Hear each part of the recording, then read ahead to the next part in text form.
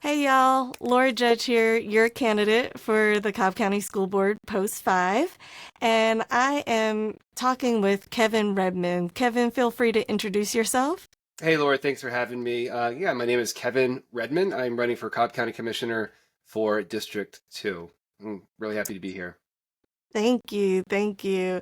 And so I pulled Kevin in today because a little background on the two of us is we have both been on the District 2 current commissioners community cabinet, me as the education chair, and Kevin as our East Cobb liaison chair. Yep. And so we have done a lot of work around the community, both with the commission and with education. And as you know, we both stepped down to run for office, me for the school board and Kevin for the county commission. So I recently reached out to Kevin because he had some connections with the county commission. Because, as you know, there recently there was a child hit over by the Dodgen Middle School. So if you don't mind, Kevin, if we could take a quick moment of Yeah, silence of for course. that child.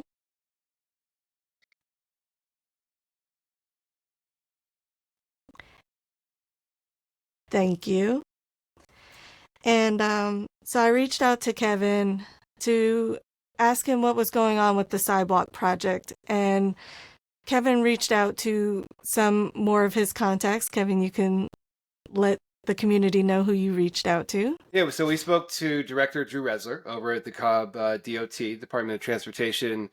And of course, Drew is always very accessible and loves just reaching out and talking to the public about different projects that are happening. And so, yeah, he was able to give us a lot of details that around this project for what the improvements are going to be around the middle school. Hmm. And so, yes, so if the community didn't know, we have a sidewalk project going on right now around the Dodgen Middle School over off of Bill Murdoch and Sewell Mill. And Kevin, can you tell me how long has that project been going on for about? Well, it's part of the 2016 SPLOST, and so it's been, been under research for some time now. This finally getting kicked off now as we speak, and it looks like it should be completed by this summer, by June 13th, is what they're estimating right now. Mm, okay, well, that sounds good. Um, so with that sidewalk project, we're hoping to keep more kids safe, of course. Um, So I know that the Cobb County School Board and school district have a relationship with the Cobb County Commissioners. Can you expand on that just a little bit, like what the relationship would look like? Yeah, so the two different governing organizations, the school board and the board of commissioners, are completely different government organizations, but they do obviously speak with each other and in concert with each other, and especially when there's really important road projects like this that impact a school. So there is a memorandum of understanding between the two organizations, and we know that Drew Raessler and the rest of his team work really hand in hand out there, on site with the school board, different members of the school and the board, walking the property and just trying to make sure everybody agrees on what the best approach is for these kinds of improvements. Yeah, I remember when we spoke with Director Raessler, he had mentioned he had just been out there with the principal, and that he does have a very good relationship with our school district. So, working to make our kids the safest is the most important. Um, Both you and I, Kevin, have fielded some concerns and calls for what else are we doing? What is the project going to look like in the end? Are you able to talk a little bit about what that crosswalk would look like? Well, I think the biggest improvement we'll see leading up to these crosswalks are actual sidewalks. And so students and other pedestrians don't have to walk on the grass or try to have to cut across a field to get to school. They can follow an actual paved sidewalk and go to some actual clearly marked crosswalks that will have lights and signage for vehicular traffic to be able to slow down and stop when the crosswalks are being used. So I think that's going to be a major improvement from what we see now is just really not a whole lot is there. And so the other thing I could tell you, Laura, is that while the DOT is doing this, they're also going to be making sure they do, the other things that they also need to do as they're, digging up the ground. So there's going to be traffic control, erosion control. They're going to work on some water line relocations and some storm drainage repairs as well while they're doing it. Yeah, one of the things that I mentioned on our call, I'm not sure if you had heard it, was I had run into the chief of police, Stuart Van Hooser, and I believe his chief deputy, and we talked about, just being there as well, helping direct traffic while that project is going on. Um, One of the questions that parents kind of, and Director Raessler talked about it, is why isn't there a crosswalk closer to the school, something that's called a mid-block crosswalk? That's right. Yeah, I had a similar. I was thinking the same thing as well. And what Director Resler said was creating a new crosswalk, this one that's basically in between the existing two, would create really kind of a new element for drivers to have to pay attention to as drivers go along Sewell Mill, as they do every single day, going to work or to school. They have this muscle memory of what's out there, where the signs are, where the crosswalks are. So adding a new element really slows down your reaction time. So if we were to add that third crosswalk, it could actually there's a chance of increasing more liability for between the driver and the pedestrians. And so they want to focus on the two existing crosswalks, get those markings improved, get the lights there and the signage there to improve the experience with what the crosswalks are there now. And something that Director Resler had mentioned was with some of the construction is the school is now becoming more visible. And so can you expand on some ways to prevent, because that field looks so more enticing for students to cut across or other pedestrians to cut across? I know I had mentioned a lot of our high schoolers park nearby there to walk up to the high school in the area. So, what are some ways to prevent some of those cut across? Right. So that field is really visible from Sewell Mill. Like you said, I think they're coming from a church, correct? That's where some of the students are parking and crossing. So Hmm. they'll add what's called screening, and that screening I've seen in two different ways. One with just a fence with maybe some of those like black slats through the fence where you can't see through it, like you see on Johnson Ferry in front of Mount Bethel Elementary.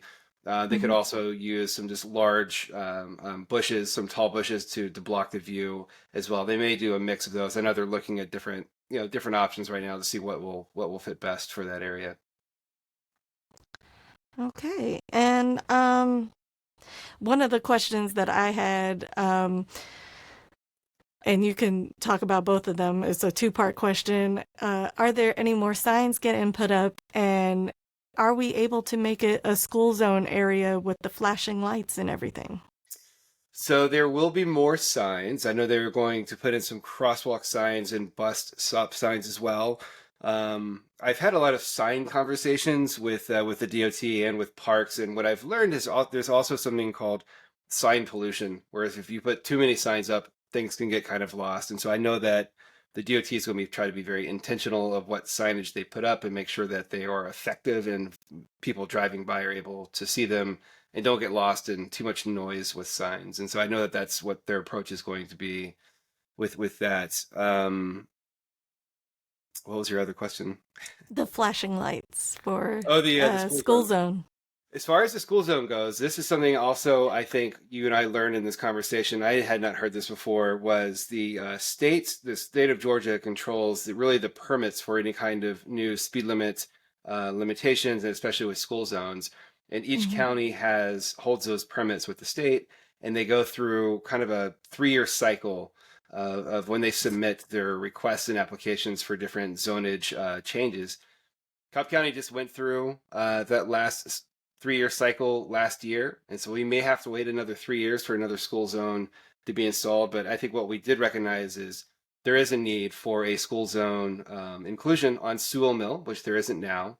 I think everybody Hmm. agreed, including Director Raessler and Commissioner Richardson, that that should be there. And I think we're all just going to try to find a way to maybe push that and expedite it if we can.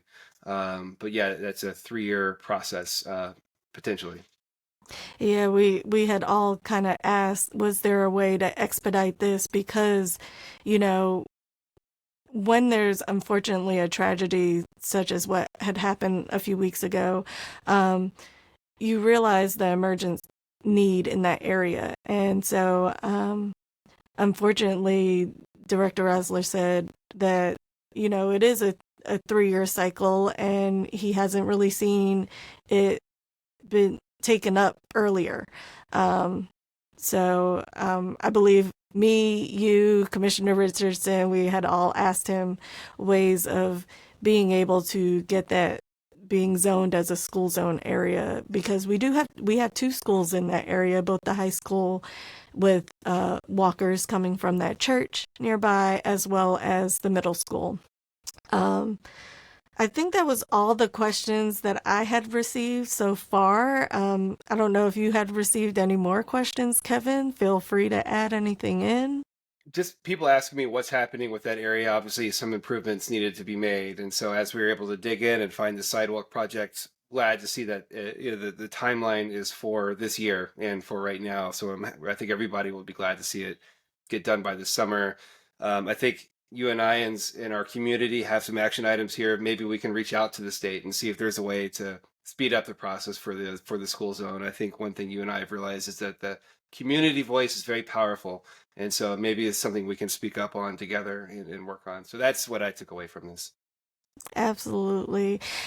Kevin, I want to thank you for joining me both with setting up the meeting with Commissioner Richardson and Director Raessler, as well as sitting with me today to kind of go over the answers for the community, because I think it's important that the information is accessible to people and ways that they can digest it, and and it could spark more questions that we may not even think about.